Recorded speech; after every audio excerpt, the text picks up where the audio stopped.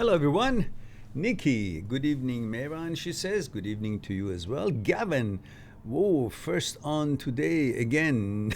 Whoa, no, Gavin. Nikki, just look up. Yeah, I guess you saw it. Rolling on. Hello there. Good to see you here. Rolling on says, miss live stream during the day today. Yeah, you were not there. And Rolling on says, how was your day? What did you do today? What did I do? After that, I had an appointment on Skype and from Europe, and then we discussed what we discussed. Then after that, I had some little shoppings to do, little food and stuff, and then some work, some research, and some pondering about the rules for our discussions here that I mentioned today. From now on,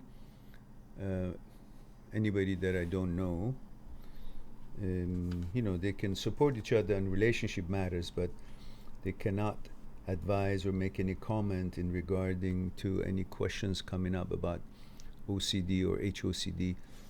These are sensitive matters that needs to be responded scientifically and logically and properly. So just someone shows up and tries to advise people, that's no longer allowed. I know it's not directed to any of you guys here, but just this is the way I should be focused on. And if somebody does that, then I just have to give them a break and suspend them, because that could affect people who are coming here for an answers, and then somebody just comes out of the blue and starts giving them advice. It's not proper. So, and Rolling On knows that somebody was here doing that last time. And we have Nets. Nets says, hello, Mehran. I talk to a girl a lot. All good. Suddenly she doesn't say anything. What's going on? Well, actually, I think I have a video on it that, let's see if I have uploaded it or not.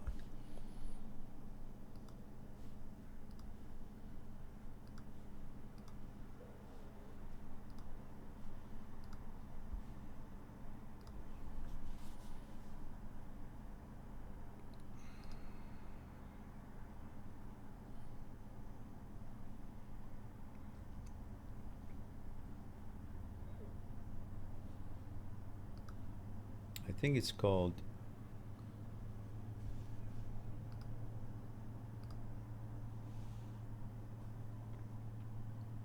Hot and Cold, I believe. There it is. You might want to watch this later on.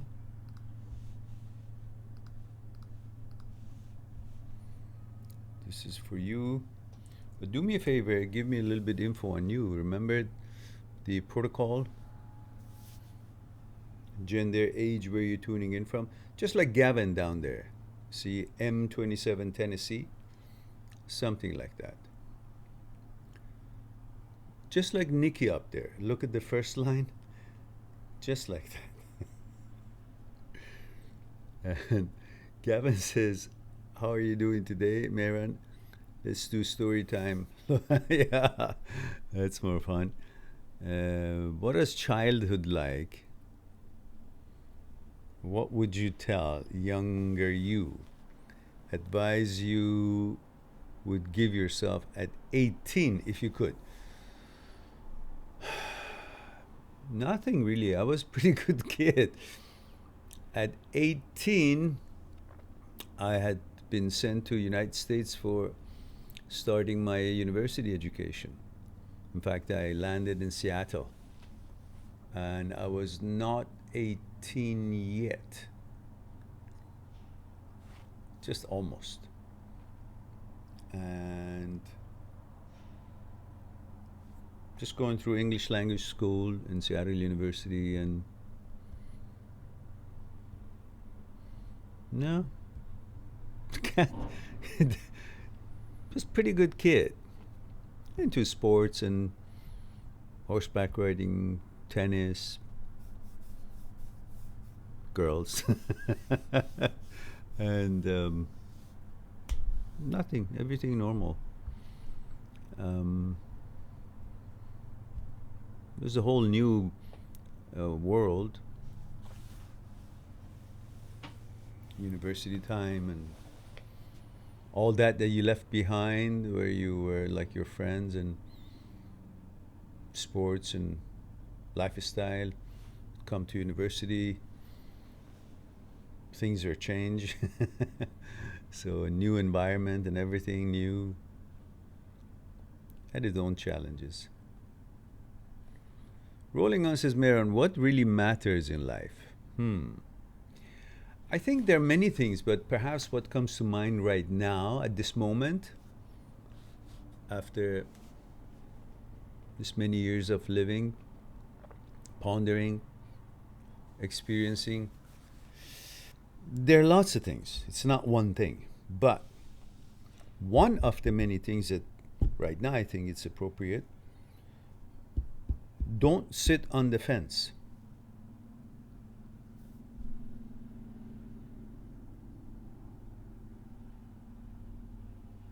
You can never get anywhere as long as you're sitting on the fence.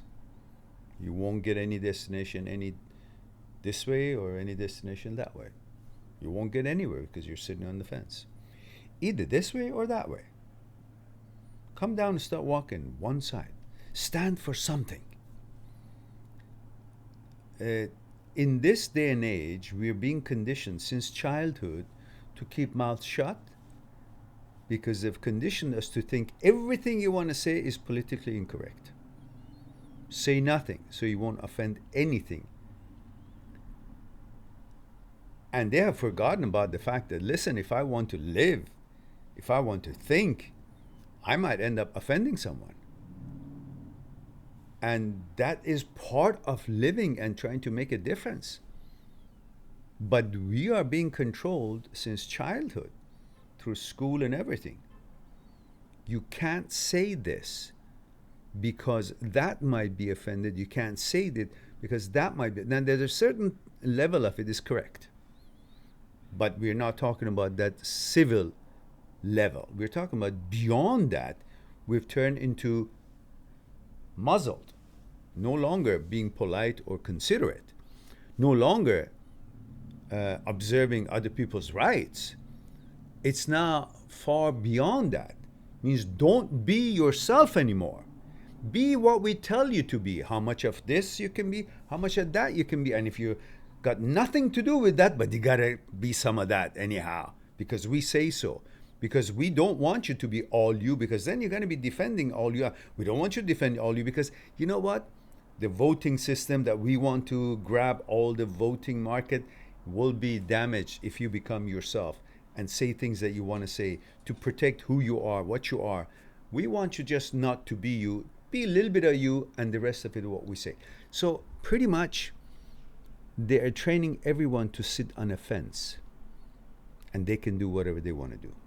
And that's what I don't like. You got to stand for something. You got to figure out what your values are, what's relevant to you, what's meaningful to you, what's your principles, what things that without harming or hurting anybody else or world in general preserves you as who you are and what you identify with, including everything. Your manners, mentalities, what is relevant to you, your lifestyle, whatever it is, you got to know who you are and then defend it. Stand for it and protect it. Engage everything that is thrown at you outwardly by other people, behavior and uttering, or thoughts that appear in your head. Gauge them all against that what you believe, and it's relevant to you, and it means something to you. Your principles, your gatekeeper, your wise advocate, your super consciousness, and then from that center move forward. Diss things, ignore things, and move on towards what it is that serves you and ultimately serves the society. by being you. Otherwise, we're going to be robots and lose our identities because the environment is going to benefit from it if we are not who we are. And we are going to end up being who they suggest us to be, which goes far beyond you being able to identify with who you are and what you're doing in this life. I guess that would sum it up.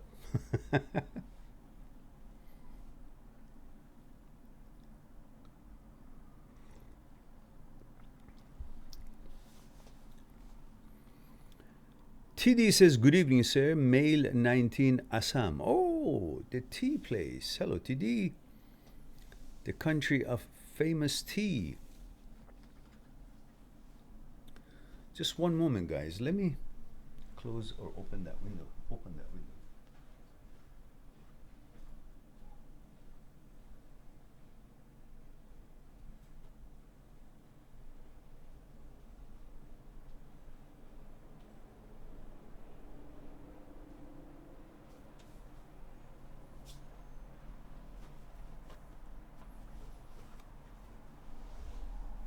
Okay, sorry about that. Leo says, male 27, Leo, Seattle, Washington. Ah, speak of the devil. Seattle. I was just talking about it. It says, hello, Mehran. My legs still ache from hiking 4,000 feet. 4,000 feet. Where'd you go? Took me 6 hours altogether. Nice workout. Well, feel like a champ. Yes. And I met a girl on the hike. Oh, that's exciting. So that was a plus. Oh, yes, of course. Nothing better than meeting a girl at a sporting event or something that you have in common with. Wonderful. Lily says, hi, Mehran, 22, female, Georgia. Hello, Lily. And Lily says, is it normal to get depressed when you're single and you hear your friends talk about stuff they're doing with their boyfriend or girlfriend? It is, but you shouldn't allow it to be part of you because you should be above it. Because what you should focus when you hear that is that, yeah, it would be nice if I had a girlfriend, let's say, or whatever your interests are. But I haven't found the right one, you say to yourself. That's why I'm single.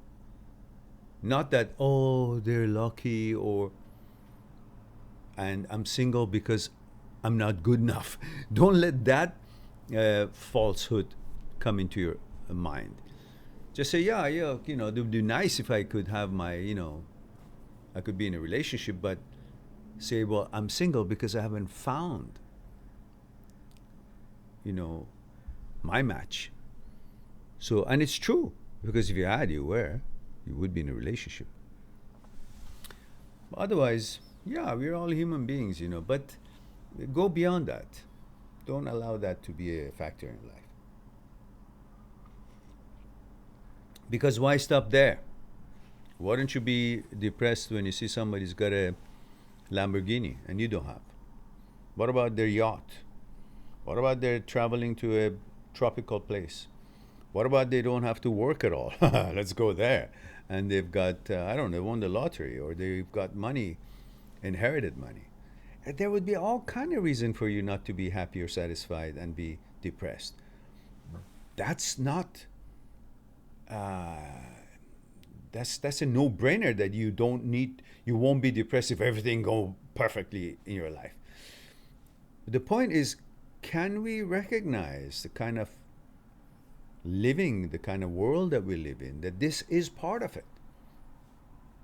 Being depressed is part of it, part of being human. We're not human just when everything is going well and I'm having a nice smile and good clothes on and I'm happy and I've got money, I don't have to work, and I'm very nice to people. Can you be nice when things are not going well to you? Can you be polite? Can you take care of the matters? Can you take on the challenges? Nobody wishes for challenges, but should they be there, what's going to make you feel stronger? When you meet the challenges or when you hide from challenges? That's what your focus should be. Not that, okay, they've got a girlfriend, they've got a boyfriend, but you don't have. So what? There are other things you don't have. Should we focus on those? Or should we focus on the things that we don't have and we don't want to have them? Or things that we do have and we love having it? Why don't we focus on things that we do have? Because there are lots of people around the world that they don't have what we do have. Yet we are focusing on what we don't have rather than focusing on what we do have. Because we're also those people that some other people are envy and say, look, I'm depressed because Mehran has a computer and I don't have. Do you see what I'm saying? Or somebody says, Lily has this and I don't have, and I envy her and I'm depressed because Lily has this and I don't have. You also have things that others don't have, and others have things that we don't have. We shouldn't focus on that. We should focus on things that we do have. And then go strive for the things that you want to have and you don't have. But don't let that drag you down, because then there is no end to it. You'll be good at being easily dragged down. Don't allow that. Ned says, Mehran, I watched the first minute of your video and that's absolutely possible. I move on. Which minute? What are you talking about? Thanks, man. You're welcome. But what minute? Which one are you talking about? The one that I just sent you? Which one was it, by the way? Hot and cold? There we go. I don't know what I said in it right now, but I know that I think that's something that you would. Okay, good. Yeah, then watch that one. And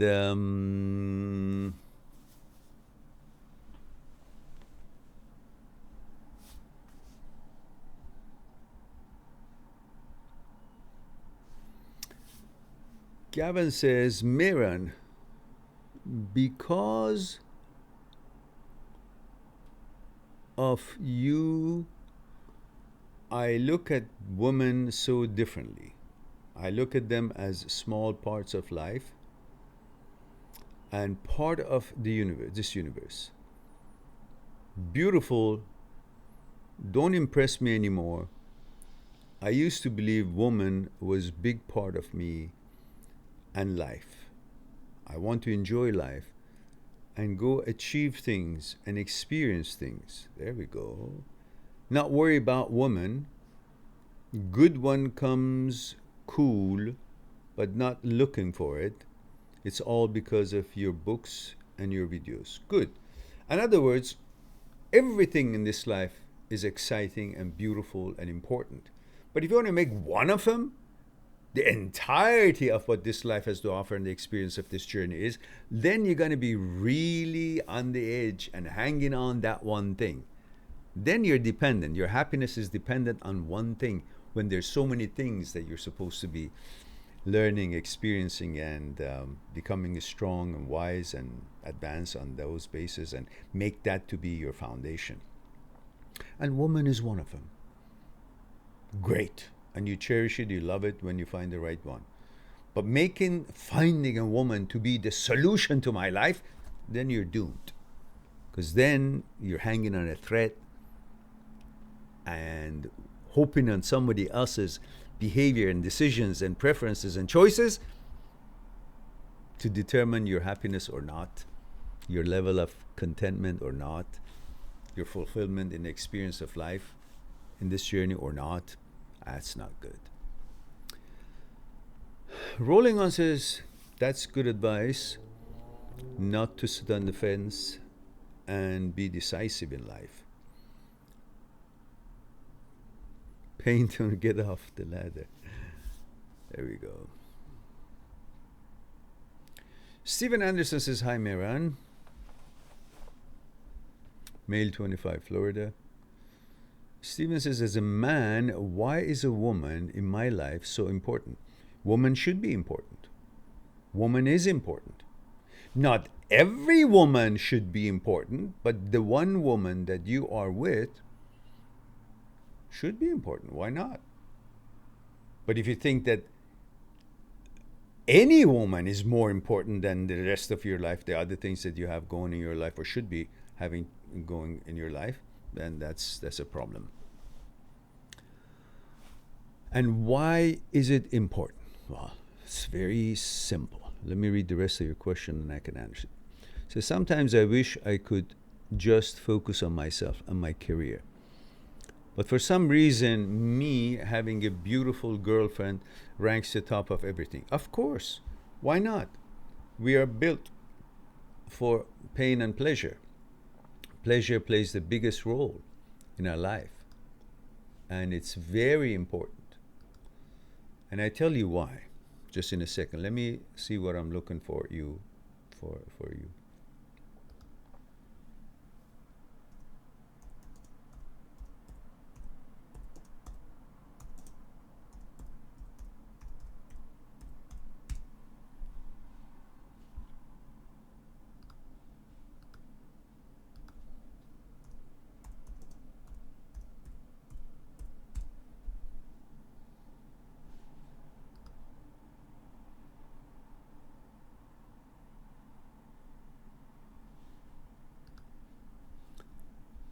While I'm looking for that, you might want to add this to your roster to watch, because I think that might be relevant to what you're asking. And the title is Why We Fall in Love.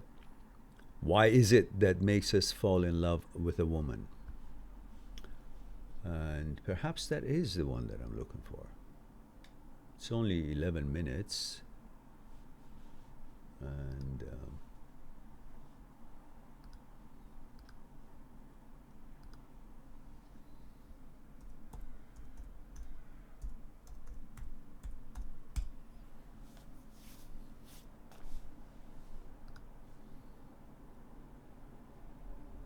And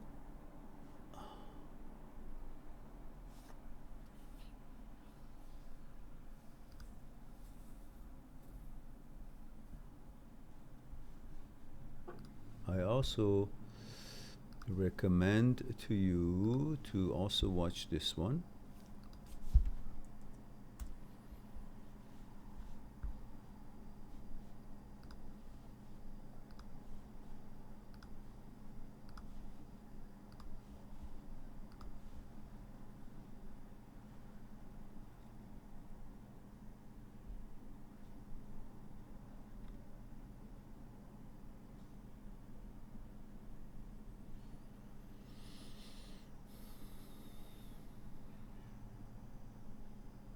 Okay. I guess that's what it is, maybe.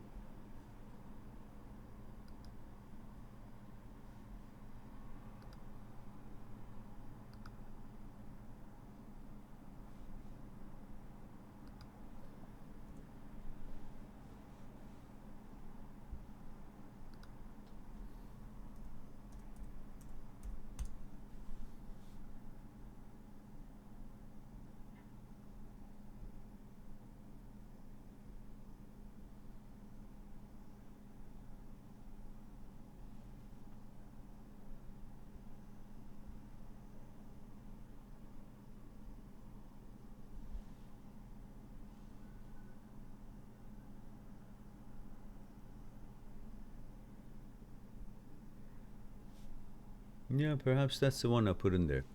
Check that out, and I think that should do the trick.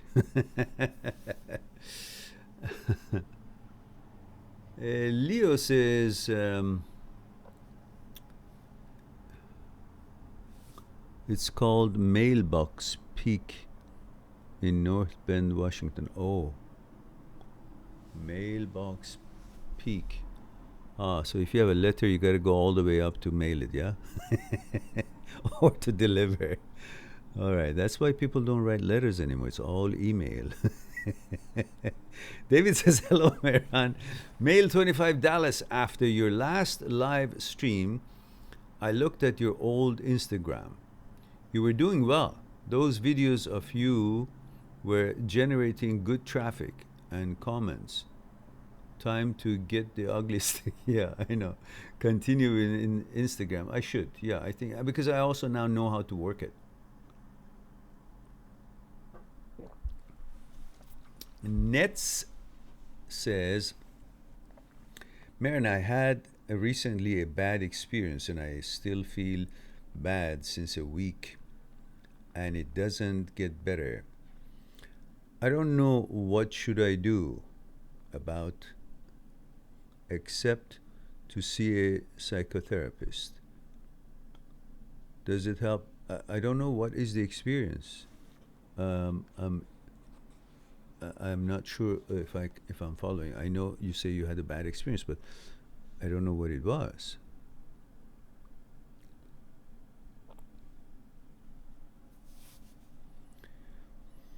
But if you think whatever it is, definitely it's helpful to see a psychotherapist. Why not? Definitely.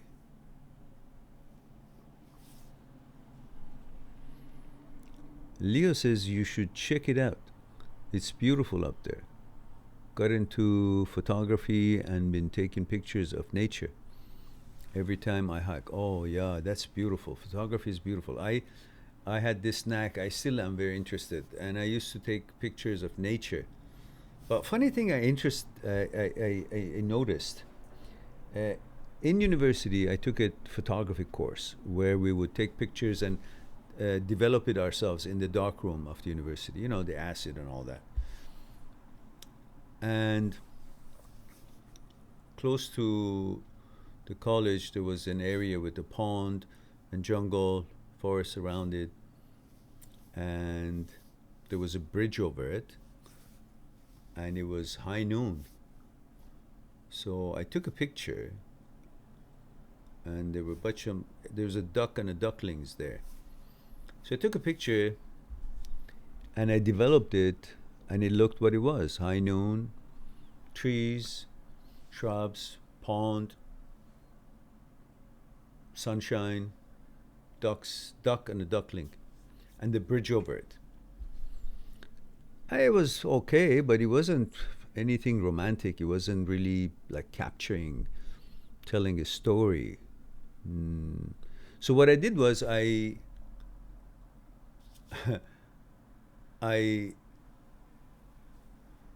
took the bridge out, put a little dime when I wanted to expose the paper to light, put a dime in there, and darkened the whole sunshine, left enough as a reflection. So the dime turned out to be the moon, the little light on the pond was the reflection, and the duck and the ducklings were like they were traveling in the pond, and the rest was dark. So it turned into a whole different thing. Nighttime, and the trees weren't showing anymore, and so on. It was really good. But one thing I noticed was that all my pictures were nature. No living being in it, other than the ducks. Yeah, I would take pictures from the fish, but then I wanted to catch them when they were jumping up. It was lunchtime. It was their, feeding time. I couldn't capture them. So there was a dead fish there. I threw it up and catch it. Looked like that I caught it. But so these kind of tricks, it was good. But then I learned that somebody, what was it, a photographer or our teacher was that said, if you add one living being into that picture, the nature's beautiful picture you take, human, dog, something that represents more than the still life, it would change the whole thing. And of course, different colors and color red and so on. So it was quite an interesting experience. I really loved it. So I'm sure you enjoy it. It's like a thing you do alone, but you're not alone. You're with the nature. You kind of become mindful of the nature when you're doing photography, and you become aware of life and everything, even though they don't have the life that you and I and dogs and animals have, but you see life in everything, even though they have no, they're not a sentient being. All right. Getting too heavy here. And Lily says, good advice. Thanks. You're welcome. Scott says, good evening, Mehran. Good evening, Scott. Good to see you here. Rita says, female, 39, New York. Good evening, y'all. What happened? New York or Texas? The New York part, we got it. The good evening, all right. Y'all, we went to the south. And Gavin says, where is your book, Mehran? It needs to be front. Oh, yeah, you're right. The book. But you know what? I can, I didn't think of it. So I can do this and talk. I can talk and hold one and drink tea. How about that? Or I can do, Donald Trump. Of course, he was holding a different book, and it was closed behind it. But all right, let's don't get political here. All right, all right. I couldn't pass that up. And Gavin says, how much is one single copy of your book? A physical copy. Oh, physical copy. This one. It's $80 US. 360 pages. But the ebook is far superior as far as quick access and 1/10 of the price. I guess $7.99. Same number of pages. Because this thing is heavy. And when I send it anywhere, shipping is included. So I had to calculate where it could go. It could go anywhere. It could go to India, it could go to Australia, it could go to United States. Minimum is like $30-40, depending on how it goes. It's cheaper if I send it by mule, but first class shipment is like, $30-40. Yeah, so I included that shipping in the price. So now you can go anywhere internationally at one price. But ebook, still far cheaper. Ebooks are sold on Amazon like 3 times more the price. So I sell it like $8 on my site. Same book is $24, $23 on Amazon.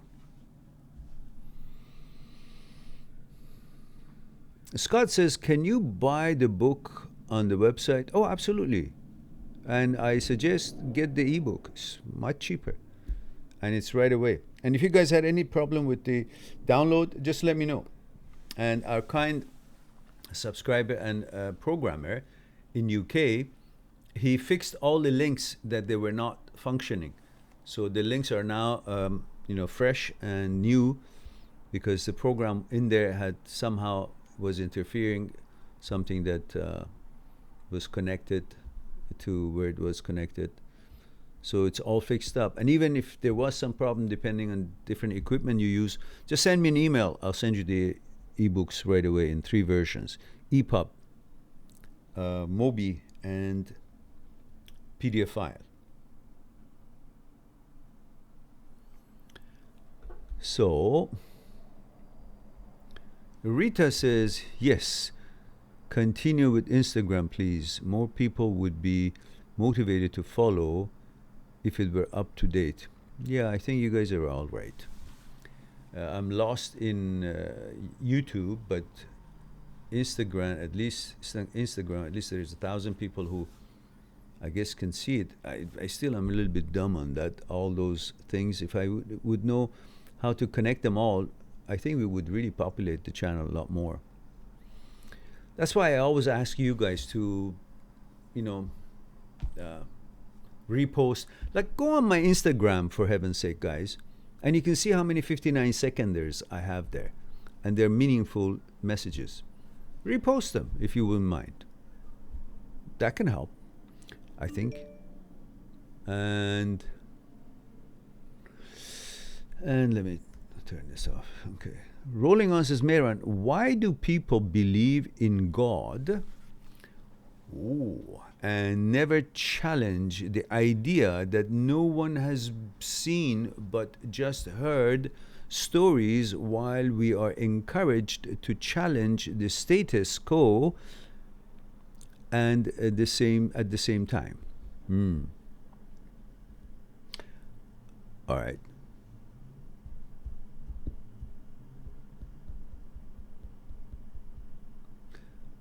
I hope you guys are open for such discussions.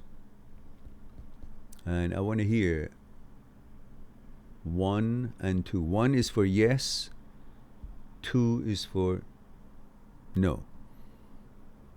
Because I want you guys to feel comfortable to be here. Everyone's belief and thinking is important.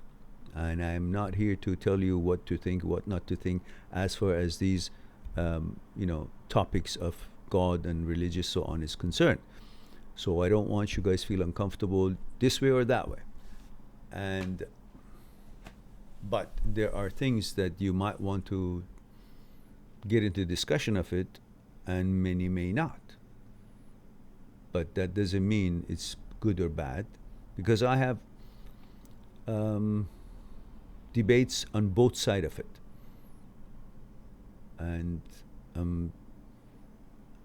I can talk pro and con or anything about it, and legitimately. So, all right, 1, 2, 3, 4, 5. That's it. 5 out of 14 people want to hear this discussion. What about the rest of you? Taking a break?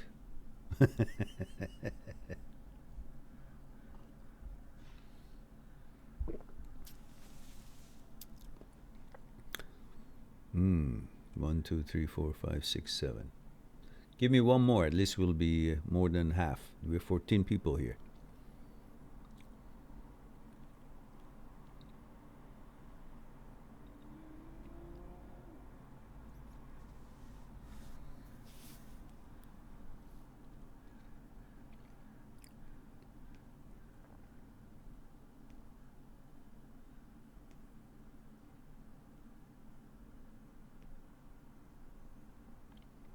We got 7, guys. Democratically speaking, we need one more to be 8. There are 14 people here.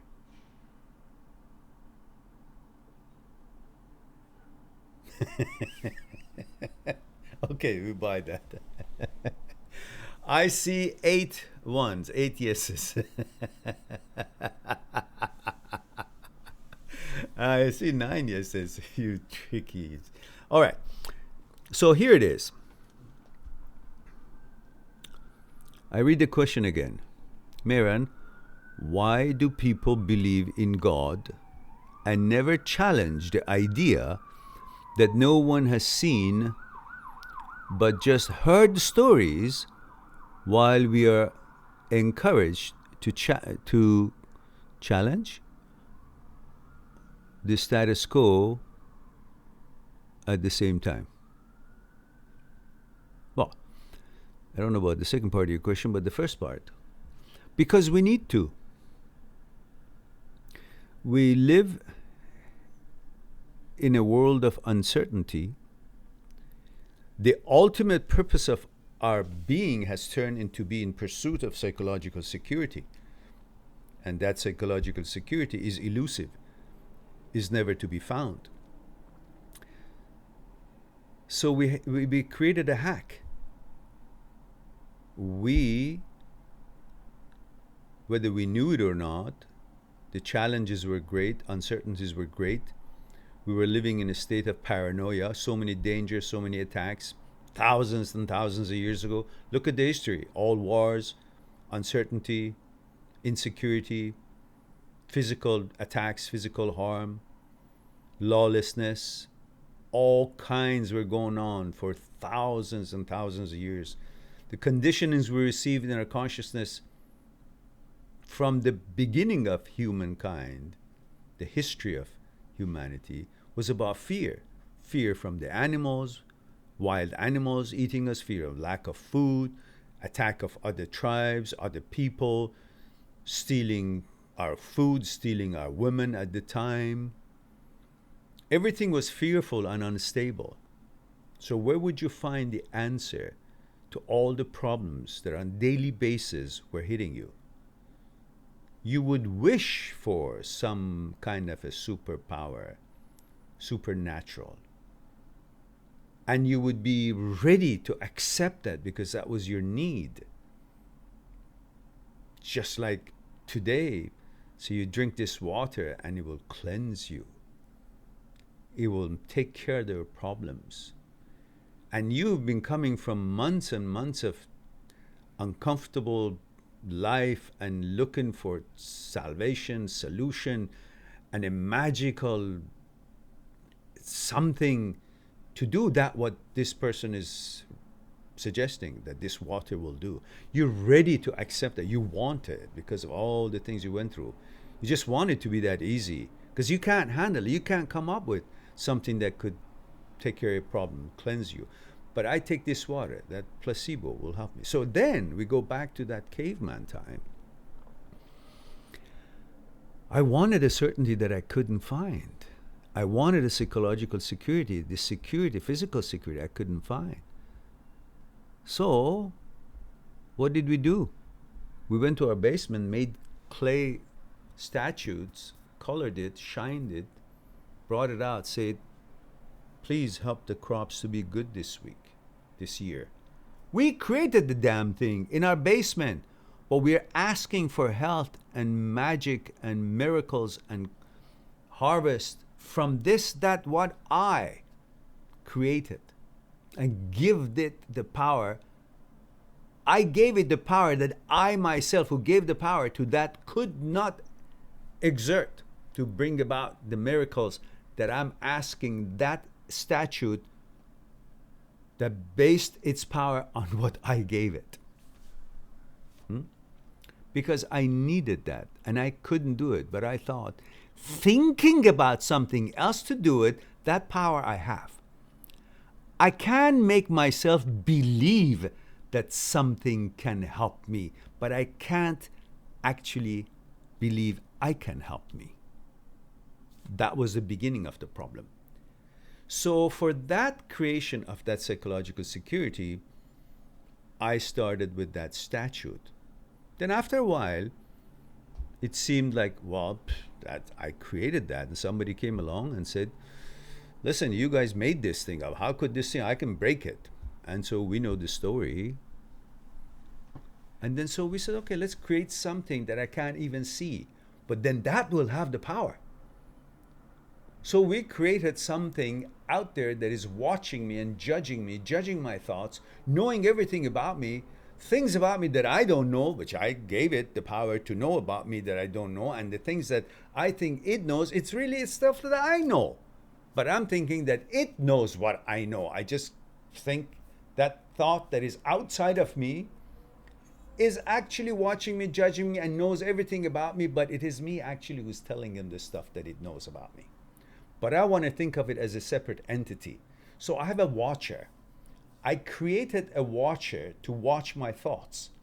So what I'm thinking, I have some thought, something that is watching my thinking. What is that something? That's another thought. That's my thought watching my thinking. And instead, I'm thinking that what is watching my thinking, there's something else that's probably watching what is watching my thinking. And I call that God. Because that now is, there has to be something beyond me watching me. If I can watch me thinking and everything that I do, there must be something that watches everything. So we created that. In order to bring that psychological security that is elusive and I can't get it, but I really want it. At least I need the security. I need to believe that it exists. So I created that. Now I worship it. Having said that, it's actually good. Because we are not powerful enough and advanced enough to be able to handle the challenges of life. We need such a belief to be motivated to go and take care of business, to go and meet with the challenges.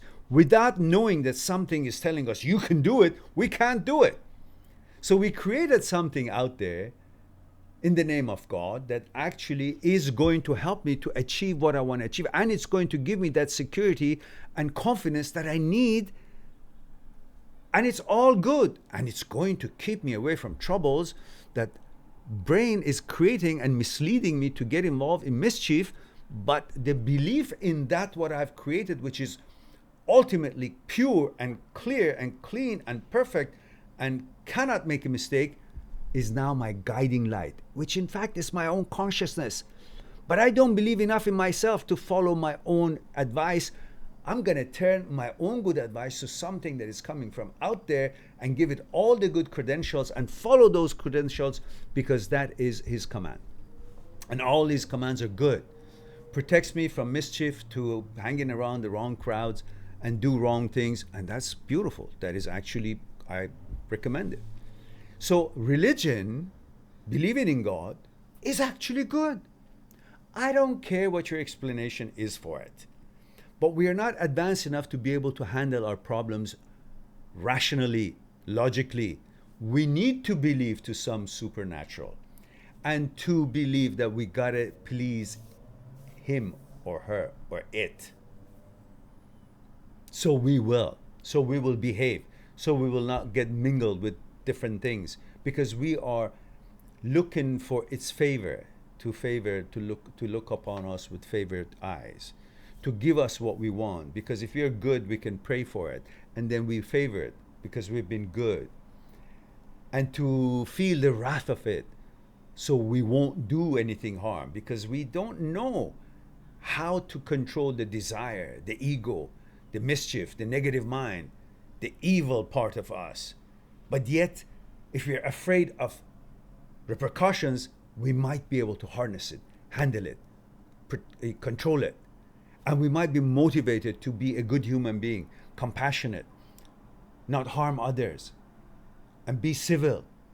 The things that the rules and laws says, the things that sanity says, but we need something else to kind of say, if you do that, then I'll praise you with, some money or some fortune or some health, that you're scared of it.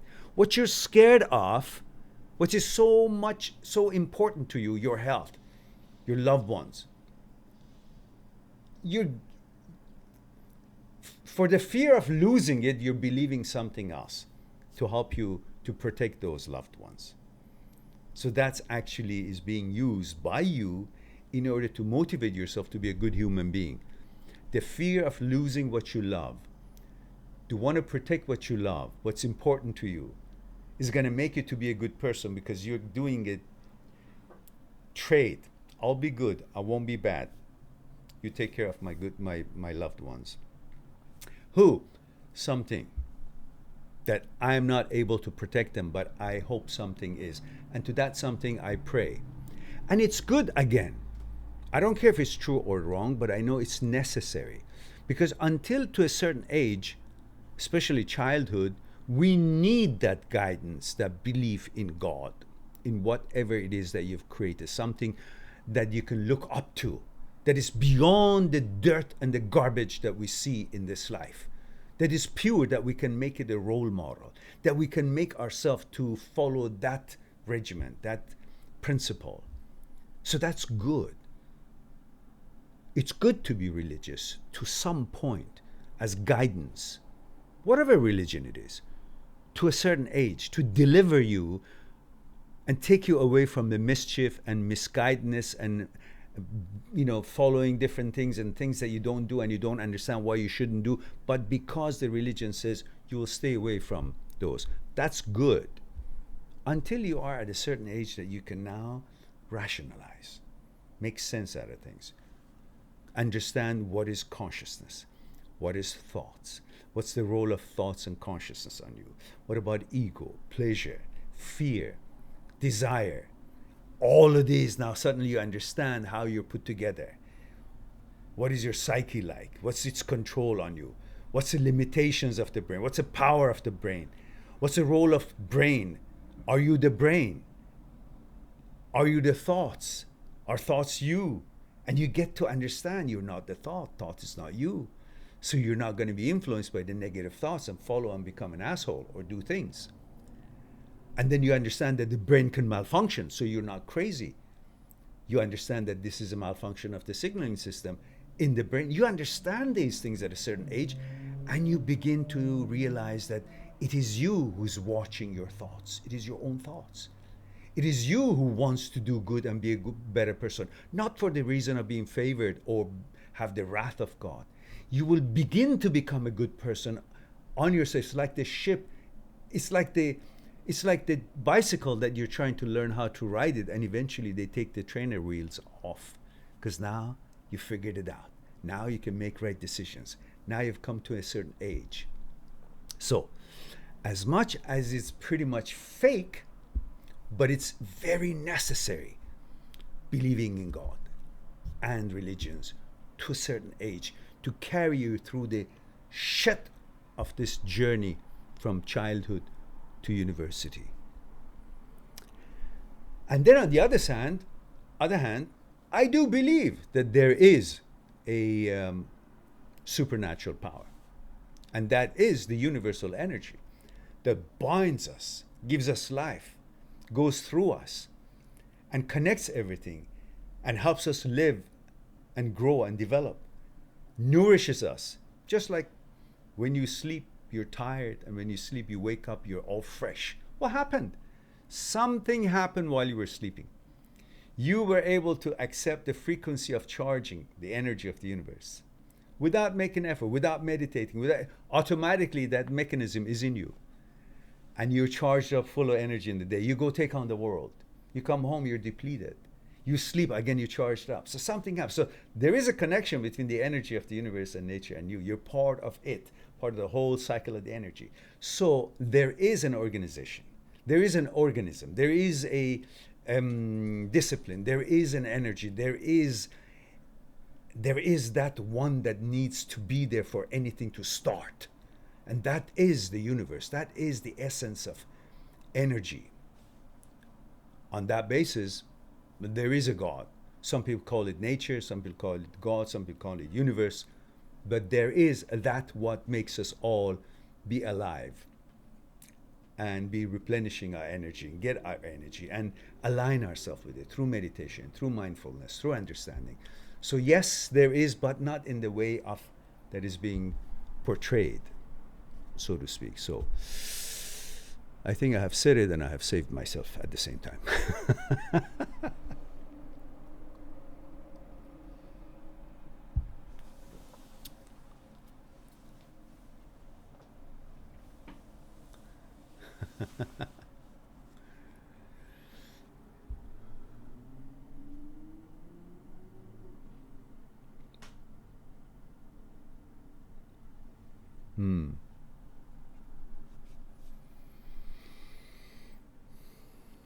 And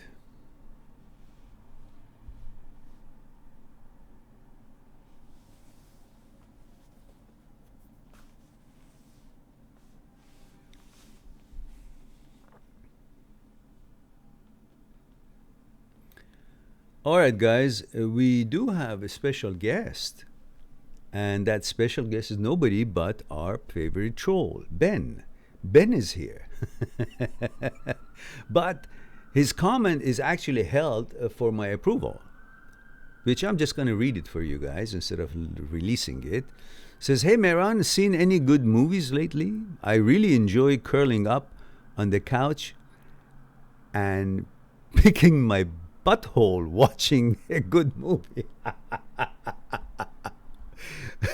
So I don't know. What do you guys think? Is Ben actually a person with proper thinking and intentions, or it's just a child or some kind of a teenager? So anyhow, how about if we give him a little bit of a boost to go and play outside? So put him on the time thingy.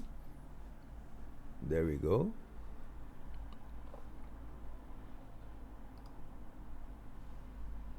There we go. So, oh, we have Matthew. Oh, Matthew, yes, for sure. You can also go and play with Ben. Have a nice evening. There we go.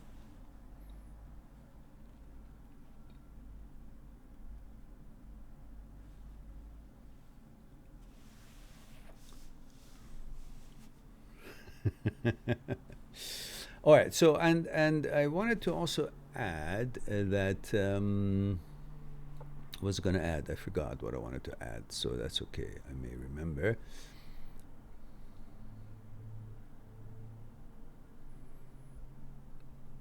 So Rolling says, Mehran, I think some users here don't have an account, so they won't be able to comment, but can view live stream. That's all right.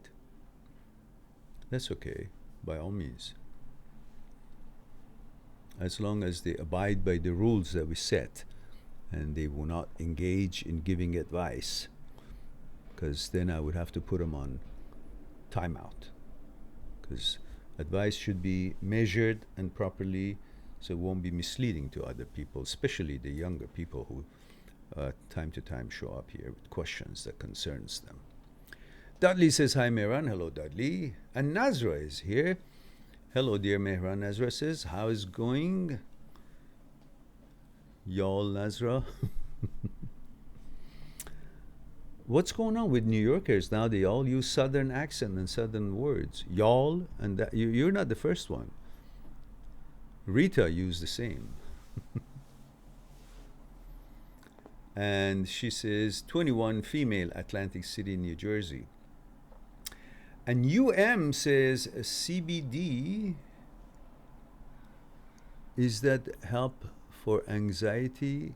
I don't know. I'm not a doctor. You ask that from your doctor. But if you want to talk about the anxiety and depression, OCD, HOCD, breakups, and things to do with the psyche, thoughts, consciousness, fear, desire, ego, pleasure, material process, mechanical process, order, and things like this, we'd be able to have a discussion. And Steve says, hello, Mehran. Hello, Stephen. Stephen, male 40, Los Angeles.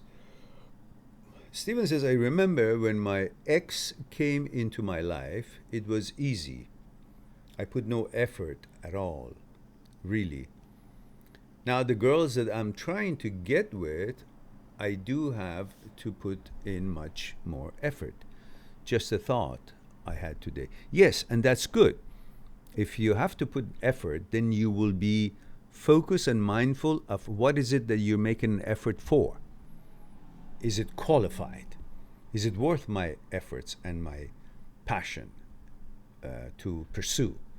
But when a woman is actually readily available to you and she's also a good-looking woman and she does all these kind things for you, as a heterosexual male, you won't question it. You will take it. You would love it. And before you know it, you are in the groove of it. You're conditioned. You're conditioned to that order, to that new routine. And then, because it was convenient, it's very palatable to you, and you would be scared of letting it go when things are not going right.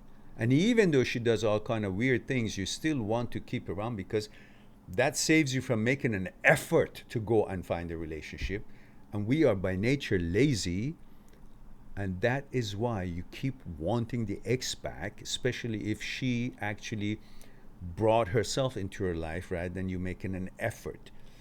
So in other words, you're looking for easy thing, it's always there, and you didn't have to make an effort, but you also lost your ability to make an effort. When you make an effort for a girl and it's going to be challenging, or you have to be thoughtful and figure it out and get to know her consciousness and so on, then you also become good at it. And next time, if you have to go through it, you're not afraid of it because you've already done it. You know what's involved. But if it was a freebie, like you didn't make much effort and it just came to your life, then you kind of be like out of practice. You don't know what to do, and therefore you will have the propensity to constantly think about her, want her back, because you don't have to do the things that you're afraid to do, to be rejected and all that. You have lost to be that man who can take rejection, that we are built to take rejections. It's okay to take rejections from women. It's not a problem. As long as you're proper and you're not becoming a nuisance, and you reject it, that's okay. You learn, and then you go on until it will be a right match. So that's something you want to consider as well, Stephen. There's so many educated, wonderful, amazing women out there, and you have to make an effort to impress them with your behavior, manners, what you can offer. And so that's the challenge that you got to take if you want something quality, and then see if you guys match or not.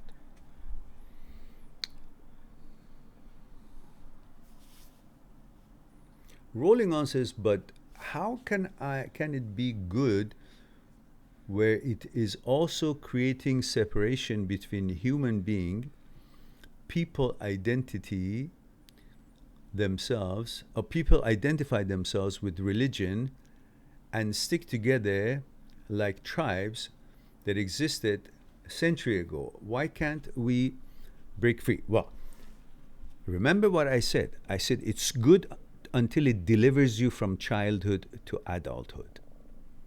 And when you figure out the things that we talked about in my discussion, then you free yourself, because then you can make judgments, because then you have gotten to know about your thoughts, consciousness, the relationship between the two, fear, desire, ego, how your psyche takes, if you're that you're not the thought, thoughts are not you, you're not the brain is not you, brain malfunctions, you understand the power of your mind and limitations of it, and malfunction of it, and you learn all these things, then you free yourself from religion.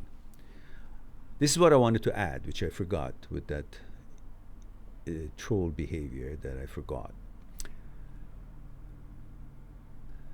Which I forgot again. The problem is that these religions all are at each other's throat. They forgot why they actually came around and how they recruited people. They recruited people by letting them know that there is, hope, and something is out there is taking care of them, that they makes them to become a better version of themselves, a better compassionate human being, and brotherhood, and everybody take care of each other and be good to each other, and so on and so forth. But then there was another one and another one, and they became like multi-level marketing. They each trying to recruit, and they go at each other's neck. No, that one is not good. I'm good. I'm the one who's going to take you to God. That one is going to take you to hell. Suddenly, they're now at each other's throat, when they're all actually preaching the same thing: to become a better person, to aim for becoming a better version of yourself, a better human being, more civil, more compassionate, and all that. They all preach the same thing, but they're also hitting against each other. That then becomes the problem that actually differentiates us instead of bond us on the same path, same goal.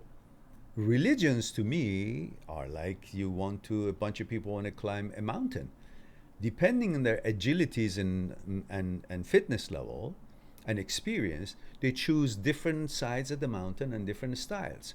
Some use rock climbing, some use ropes, some use just going through the mountain and climb up. I don't know, some use bicycles maybe, so on. So according to their fitness level, they choose, but they all mean the same. They all want to reach the top. So the goal is the same. The summit is where they want to reach, to become a better person, and so on and so forth.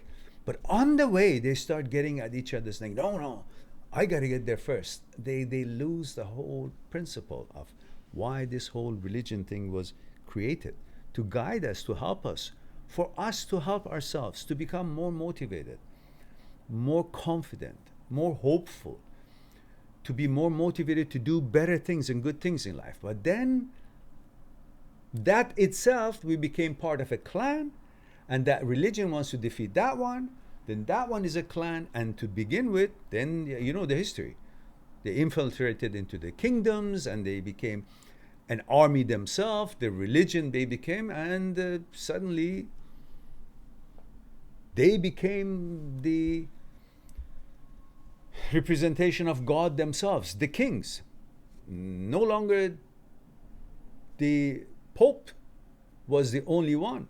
So we had all kinds of power struggle in that very religion that was talking about the unity with God, which they were actually trying to divide people on the way to unite with God. It didn't make sense.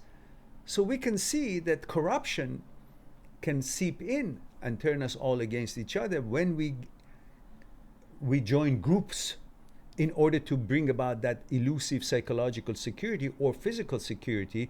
The mere idea of that psychological security that makes us join groups takes that freedom away. We join them to be free, but they themselves, those groups, have rules and regulation that takes your freedom away to observe what the group is preaching and based on its principles on. To protect itself, gags you, that you can't now talk about this, that, and so forth. So the mere seeking psychological security is the reason that you lose your freedom. You lose your psychological security. So what you say in this, it is correct. So that's why that is a form of slavery if you're not watching it. And you become controlled by another entity. Ultimately, that entity becomes a person at the end. And Sagata says, Male 31, India, hello, today understanding and your explanation is so deep. I gave my like and I'm listening, carry on. Okay, thank you. All right. And we have